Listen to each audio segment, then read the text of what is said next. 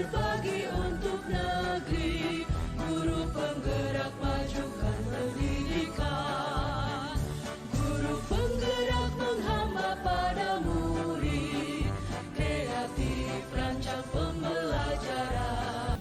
Assalamualaikum warahmatullahi wabarakatuh. Saya Sampina SPD dari TK Aba Belalang. Pada hari ini saya akan mengadakan wawancara terkait pengambilan keputusan berbasis nilai-nilai kebajikan sebagai pemimpin. Nah, pada hari ini saya akan mewawancarai kepala sekolah saya dari TK Aba Belalang, Desa Langda, Kecamatan Buntu Batu, yaitu Ibu Nurania SPD. Selamat menyaksikan. Ya, assalamualaikum Ibu. Bagaimana kabarnya hari ini? Alhamdulillah baik. Iya, jadi terima kasih atas kesempatan yang diberikan kepada saya dalam hal ini. Kemudian mohon maaf karena mengganggu waktunya Ibu. Jadi pada hari ini kami ada tugas dari pendidikan guru penggerak, yaitu mewawancarai Ibu, berbagi pengalaman kepada kami terkait pengambilan keputusan berbasis nilai-nilai kebajikan sebagai seorang pemimpin. Nah, untuk pertanyaan pertama saya akan ajukan kepada Ibu, yaitu selama ini sebagai kepala sekolah, bagaimana Ibu mengidentifikasi kasus-kasus yang merupakan dilema etika atau rujukan moral?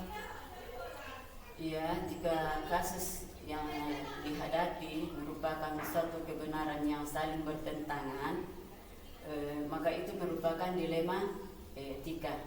Sebaliknya, jika kasus merupakan kebenaran dan yang satunya adalah kesalahan, berarti itu adalah merupakan rujukan moral. Bagus sekali. Jadi ya, bagus sekali jawabannya, sangat menginspirasi. Dan untuk pertanyaan yang kedua ini, selama ini bagaimana Ibu menjalankan pengambilan keputusan di sekolah, terutama untuk kasus-kasus di mana ada dua kepentingan yang sama-sama benar atau sama-sama mengandung nilai kebajikan. Artinya di sini adalah dilemanya adalah dilema etika. Ya, dalam menjalankan setiap keputusan atau pengambilan keputusan, maka biasanya saya adalah musyawarah melalui musyawarah bersama dengan rekan sejawat atau rekan guru. Biasanya juga dilibatkan ketua komite atau ketua yayasan. Saya keluarkan ide, dan jika disetujui maka saya ambil keputusan berdasarkan hasil musyawarah. Artinya kerjasama itu harus sangat penting dalam membuat keputusan. Ya, jadi intinya di sini Ibu bahwa harus bermusyawarah. Ibu bermusyawarah dalam memutuskan segala sesuatu dengan melibatkan komite, yayasan, dan semua warga yang ada di sekolah. Oh iya. Untuk selanjutnya langkah-langkah atau prosedur seperti apa yang biasa Ibu lakukan selama ini dalam pengambilan keputusan Ibu? Jadi prosedur atau langkah yang biasa kita laksanakan yaitu kita harus mengumpulkan fakta-fakta dari kasus tersebut, kemudian menentukan siapa yang terlibat dalam kasus tersebut. Selanjutnya kita menganalisis benar atau salahnya kasus tersebut, kemudian membuat alternatif atau solusi apa yang atau langkah apa yang kita putuskan. Selanjutnya membuat keputusan atau menjawab ulang keputusan yang telah disepakati. Ya, luar biasa sekali Bu ya. Jadi setiap dalam memutuskan segala sesuatu itu menganalisis ya Bu, menganalisis kemudian mengumpulkan mengumpulkan fakta, menganalisis benar atau salah dari kasus-kasus ini, Iya. kemudian mencari solusinya dan juga meninjau ulang setiap keputusan. Artinya di sini merefleksi ya, Bu, ya. Iya. Iya. Luar biasa. Jadi ini bisa menjadi motivasi bagi kami. Untuk yang selanjutnya, pertanyaan selanjutnya yaitu hal-hal apa saja yang selama ini Ibu anggap efektif dalam pengambilan keputusan pada kasus-kasus dilema etika? Iya. Iya, jadi untuk pertanyaan yang keempat Ibu, hal-hal apa saja yang selama ini Ibu anggap efektif dalam pengambilan keputusan pada kasus-kasus dilema etika? Ya, yang saya anggap efektif dalam pengambilan keputusan adalah menelaah atau siapa-siapa yang terlibat dalam kasus tersebut, seberapa penting kasusnya dan kasusnya seperti apa, apakah mendesak atau tidak. Oh iya. Jadi selanjutnya hal-hal apa saja yang selama ini merupakan tantangan dalam pengambilan keputusan pada kasus dilema etika. Jadi tantangannya ini Bu yang Ya, ketika menemukan kasus yang sama-sama benar. iya, jadi tantangan terbesarnya adalah ketika sama-sama benar. Iya, Jadi, ketika keputusan itu sama-sama benar Sama-sama atau benar. dilema itu sama-sama benar. iya, padahal di sini harus mengambil salah satu keputusan. Iya. Jadi yang lain ada yang dinomorduakan atau dihindari. Jadi iya. Untuk pertanyaan selanjutnya Ibu, apakah Ibu memiliki sebuah jadwal tertentu dalam menyelesaikan kasus dilema etika, atau apakah bisa Ibu langsung menyelesaikan di tempat dan memiliki sebuah jadwal untuk menyelesaikan, dan seperti apa bentuk atau prosedurnya itu? Saya rasa dalam menyelesaikan suatu kasus, terutama pada dilema etika, tergantung pada situasinya. Jika harus diselesaikan saat itu juga, maka harus diambil suatu keputusan, atau jika kasusnya berat atau memerlukan pertimbangan matang-matang, atau kondisi semua pihak, maka bisa dijadwalkan. Iya. Untuk pertanyaan saya selanjutnya Ibu, apakah Ibu memiliki sebuah jadwal atau dalam menyelesaikan kasus dilema etika, ataukah Ibu langsung menyelesaikannya di tempat, dan seperti apa bentuk dan prosedur yang Ibu jalankan dalam menyelesaikan kasusnya? Saya rasa dalam menyelesaikan suatu kasus, terutama dilema etika, tergantung pada situasi. Jika harus diselesaikan saat itu juga, maka harus diambil suatu keputusan. Atau jika kasusnya berat atau memerlukan pertimbangan matang-matang, maka harus dikoordinasikan kepada semua pihak, kemudian kita jadwalkan penyelesaiannya.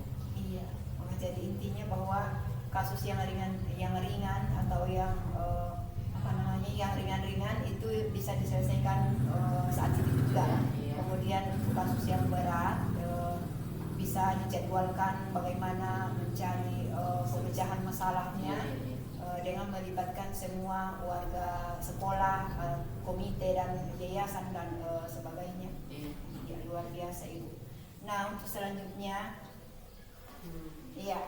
untuk pertanyaan saya selanjutnya Ibu, adakah seseorang atau faktor-faktor apa yang selama ini bisa mempermudah Ibu dan atau membantu Ibu dalam pengambilan keputusan pada kasus-kasus dilema etika Ibu? Ya, tentunya dalam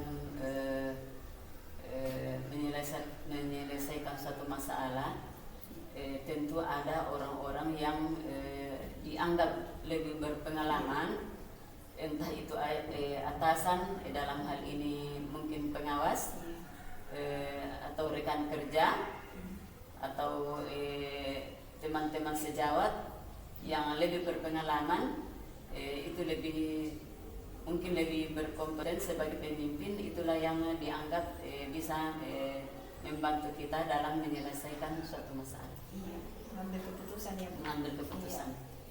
Iya, luar biasa. Jadi artinya di sini intinya bahwa kembali lagi kepada hubungan komunikasi atau kerjasama. Ya, bagaimana menjalin komunikasi dengan atasan. Iya. Nah, untuk pertanyaan saya yang terakhir Ibu, dari semua hal yang telah disampaikan tadi, mungkin ada pembelajaran yang bisa dipetik dari pengalaman Ibu dalam mengambil keputusan terkait dengan dilema etika. Iya, tentunya dari suatu masalah tentu ada saja pembelajaran yang bisa kita petik dari pengambilan keputusan, terutama pada dilema etika. Adalah dalam pengambilan keputusan hendaknya mempertimbangkan manfaat mana yang lebih banyak, kemudian kita menganalisis kasus tersebut, kemudian mana yang baik, kemudian kita mempertimbangkan matang-matang, dan apakah ada yang bisa kita petik dari situ. Kemudian dalam mengambil keputusan itu kita tidak boleh pilih kasih. Iya, jadi luar biasa. Jadi intinya bahwa manfaatnya yang harus dilihat dulu, Iya. yang mana yang lebih bermanfaat untuk kepentingan orang banyak, Iya. atau kepentingan warga sekolah. Jadi terima kasih banyak. Mungkin ini sekian dari sesi wawancara saya dengan Ibu. Terima kasih banyak telah memberikan waktunya di sela-sela waktu dalam keadaan berpuasa, meluangkan waktunya untuk saya. Mudah-mudahan ke depan ini menjadi inspirasi dan motivasi bagi saya bagaimana langkah-langkah dalam pengambilan keputusan bernilai nilai-nilai kebajikan sebagai seorang pemimpin. Jadi sekali lagi terima kasih banyak Ibu, dan mudah-mudahan ke depan kita semua diberi kelancaran setiap aktivitas kita. Iya, terima kasih. Iya. Jadi demikianlah tadi hasil wawancara saya dengan Ibu Kepala Sekolah dari TK Aba Belalang, di mana tempat saya bertugas. Mudah-mudahan ini bisa menjadi motivasi bagi kami dan menjadi inspirasi bagaimana dalam pengambilan keputusan berbasis nilai-nilai kebajikan sebagai seorang pemimpin. Saya akhiri. Wassalamualaikum warahmatullahi wabarakatuh.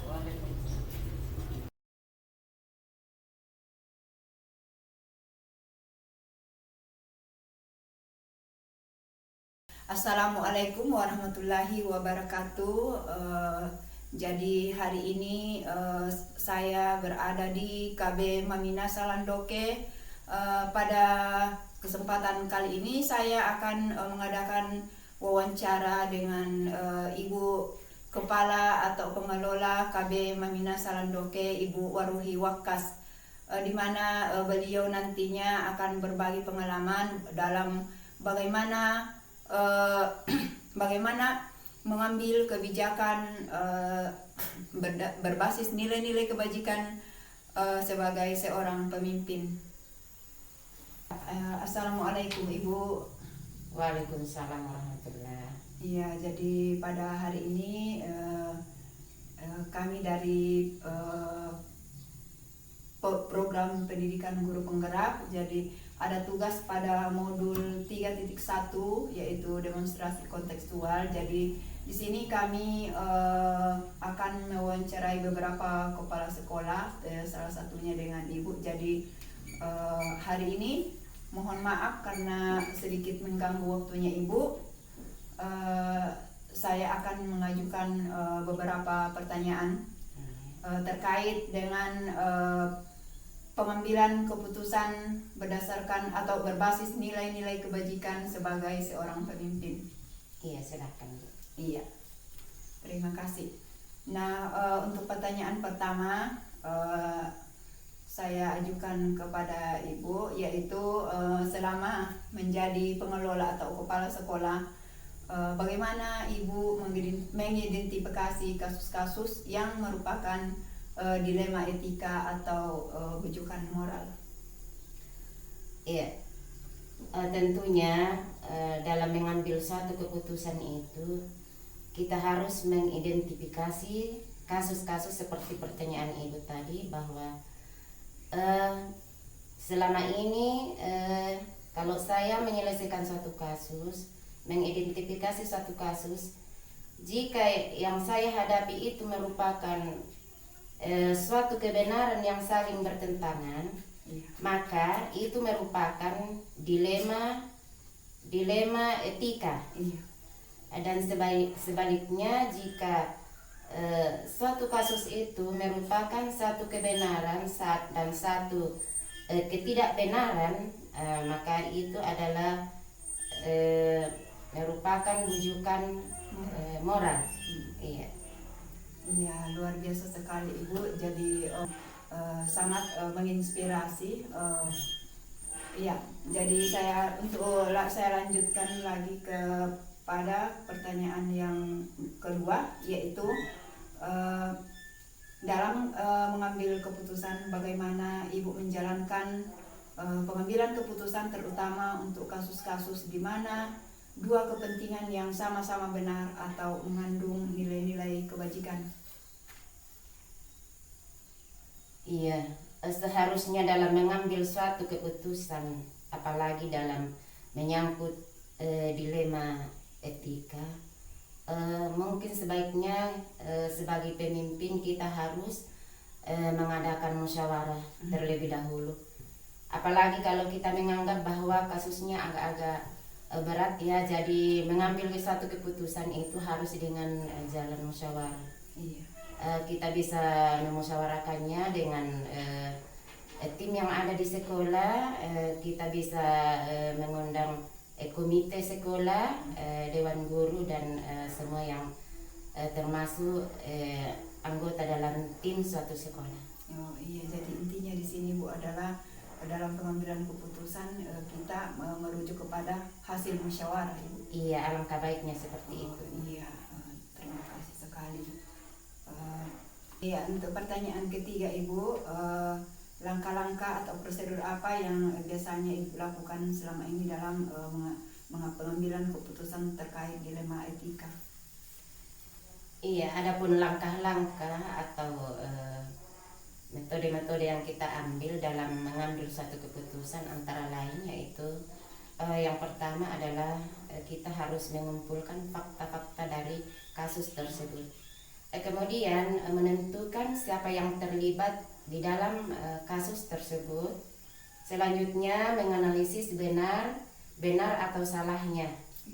Iya, kemudian membuat suatu alternatif atau membuat suatu solusi. Dan yang terakhir adalah membuat keputusan, kemudian meninjau ulang kembali keputusan yang telah ditetapkan. Begitu Bu, ya luar biasa sekali. Jadi dalam pengambilan keputusan ini diawali dengan menganalisis ya. Iya. Mengumpulkan fakta, kemudian menentukan yang terlibat, menganalisis benar apakah itu suatu kebenaran atau hal yang tidak benar, kemudian mencari solusinya dan membuat keputusan. Luar biasa. Mudah-mudahan ini menjadi masukan bagi saya bagaimana ke depan dalam pengambilan keputusan. Iya. Jadi saya lanjut lagi kepada pertanyaan saya yang keempat, yaitu hal-hal apa saja yang selama ini Ibu anggap efektif dalam pengambilan keputusan pada kasus dilema etika? Iya, yang saya anggap efektif dalam pengambilan satu keputusan yaitu antara lain adalah menelaah siapa-siapa saja yang terlibat di dalamnya, kemudian seberapa besar kasus yang ada dan seperti apa atau apakah mendesak atau tidak. Iya. Jadi artinya bahwa kita memikirkan apakah masalah itu mendesak atau tidak untuk segera Untuk segera diselesaikan dalam waktu itu juga. Iya. Iya. Terima kasih sekali Ibu. Saya lanjut lagi ke pertanyaan yang kelima. Mungkin selama ini ada hal-hal yang merupakan tantangan dalam pengambilan keputusan pada kasus-kasus dilema etika yang Ibu hadapi. Iya, sebenarnya kan merupakan tantangannya, banyak sekali tantangan. Iya. Antara lain bahwa ketika kita mengambil suatu keputusan yang saya anggap itu sebuah tantangan adalah ketika kita harus memilih suatu keputusan yang mana kedua kasus tersebut itu adalah sama-sama benar. Iya. Jadi dalam menentukan suatu mengambil suatu kasus atau memutuskan suatu kasus itu adalah itu yang sangat rumit kita rasakan untuk mengambil suatu keputusan yang sama-sama benar. Iya, jadi artinya kebenarannya ini berimbang. Iya. Jadi di situ sangat sulit ya. Iya, sulit sekali memutuskan suatu masalah. Iya, jadi luar biasa. Iya, jadi saya lanjut kepada pertanyaan saya yang keenam Ibu, bahwa apakah dalam menyelesaikan suatu permasalahan atau pengambilan keputusan ini Ibu memiliki jadwal-jadwal tertentu ataukah langsung menyelesaikannya di tempat, dan seperti apa bentuk prosedur yang Ibu jalankan selama dalam pengambilan keputusan? Iya. Selama ini yang saya lakukan adalah dalam setiap pengambilan suatu keputusan itu kita melihat situasi dari kasusnya tersebut. Apakah kasusnya itu termasuk dalam kasus yang ringan, mungkin bisa diputuskan pada saat itu juga.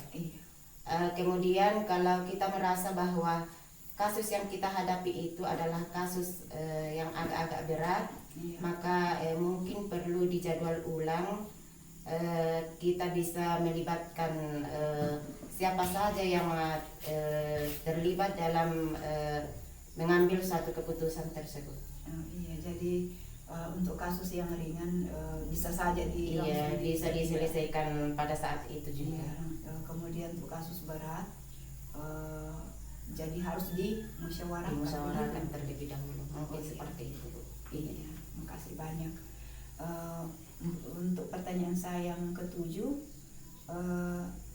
mungkin ada faktor-faktor atau orang yang selama ini bisa mempermudah atau membantu Ibu dalam pengambilan keputusan yang terkait dengan dilema etika. Iya, dalam pengambilan satu keputusan kan walaupun kita sebagai pimpinan yang berhak memutuskan sesuatu urusan yang ada di sekolah, alangkah baiknya kalau dalam pemecahan satu kasus itu kita meminta saran, masukan atau pendapat dari orang-orang yang lebih senior dari kita, terutama dengan atasan kita, kemudian dengan tim kerjasama dengan orang tua, yakni dalam hal ini adalah komite sekolah. Oh iya, seperti itu. Luar biasa. Jadi dalam pengambilan keputusan jadi kita tetap memerlukan orang-orang yang memerlukan bimbingan, masukan dari pimpinan atau rekan-rekan yang lebih senior. Terima kasih sekali. Jadi ini sangat menjadi masukan yang sangat berarti bagi saya. Untuk pertanyaan saya yang terakhir, jadi dari semua hal yang telah Ibu sampaikan tadi, mungkin ada pembelajaran yang bisa dipetik dari pengalaman Ibu dalam mengambil keputusan terkait dengan dilema etika. Iya, pengalaman-pengalaman yang dapat dipetik dari pengambilan keputusan yang berhubungan dengan dilema etika antara lain adalah kita bisa mempertimbangkan manfaat mana yang lebih banyak manfaatnya. Kita menganalisis kasus dengan sebaik-baiknya, kemudian mempertimbangkan dengan matang-matang. Iya. Jadi Kemudian setelah kita mempertimbangkan matang-matang suatu kasus, yang terpenting adalah kita tidak bisa memutuskan suatu kasus dengan memilih atau pilih kasih. Di sini kita harus adil dalam memutuskan suatu kasus atau suatu perkara. oh iya. Jadi mungkin intinya bahwa dalam memutuskan suatu memecahkan suatu masalah dalam suatu kasus ini adalah kita merujuk kepada manfaatnya. Iya, jadi manfaatnya yang mana yang lebih bermanfaat seperti itu ya Bu ya. Mana yang lebih bermanfaat. Iya, jadi mudah-mudahan apa yang Ibu sampaikan ini menjadi masukan yang sangat berarti bagi kami yang sekarang ada di program pendidikan guru penggerak, yang mana nantinya dalam memutuskan suatu kasus atau masalah terkait dengan dilema etika. Jadi mungkin sekian dulu pertanyaan saya. Lain kali kita lanjut lagi. Terima kasih sekali atas waktunya dan mohon maaf karena sudah mengganggu. Tidak apa-apa, Bu. Mengganggu waktunya. Jadi mudah-mudahan ke depan kami dan kita semua diberi kelancaran dalam segala aktivitas kita. Terima kasih sekali. Iya. Iya, jadi itulah tadi wawancara saya dengan Ibu Waruhi Wakas SPDI dari KB Mamina Salandoke, yang mana beliau sangat memberikan pengalamannya yang sangat berarti dan sangat menginspirasi terkait dengan pengambilan keputusan berbasis nilai-nilai kebajikan sebagai seorang pemimpin. Sekian dulu, mohon maaf atas segala kekurangan. Wabillahi taufik wal hidayah. Wassalamualaikum warahmatullahi wabarakatuh.